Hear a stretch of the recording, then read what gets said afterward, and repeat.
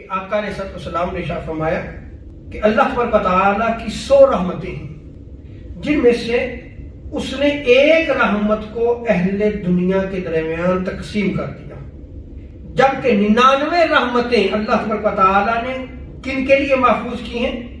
کہ وہ جو 99 رحمتیں رب تعالیٰ نے محفوظ رکھی ہیں، ان رحمتوں کو اس نے اپنے اولیاء کے لیے محفوظ کر رکھا ہے۔ پھر قیامت کے دن ان 100 رحمتوں کی اپنے اولیاء پر تکمیل فرمائے گا۔ اور کیسے تکمیل فرمائے گا؟ کہ ان اولیاء کو رب تعالیٰ حق کی شفاعت عطا فرمائے گا۔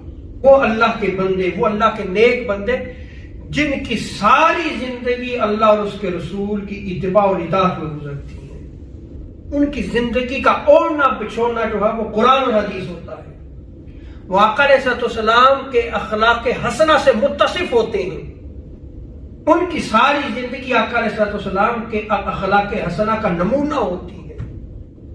یعنی وہ رسم تصوف کے قائل نہیں ہوتے، وہ حقیقت تصوف کے قائل ہوتے ہیں۔ آج رسم رہ گئی ہے، صرف حقیقت نظر نہیں آتی۔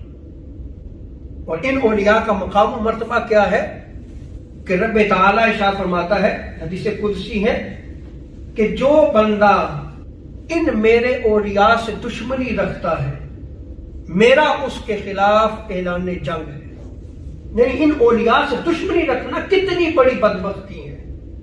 سو ان اولیاء کی محبت کو اپنے دلوں میں جاگزی کرنا چاہیے، جن کی ساری زندگی اللہ اور اس کے رسول کی اتباع میں بھی گزرتی ہے اور دین کی تبلیغ کرتے ہوئے گزرتی ہیں، قال اللہ قال رسول کی صدائیں بلند کرتے ہوئے گزرتی ہیں۔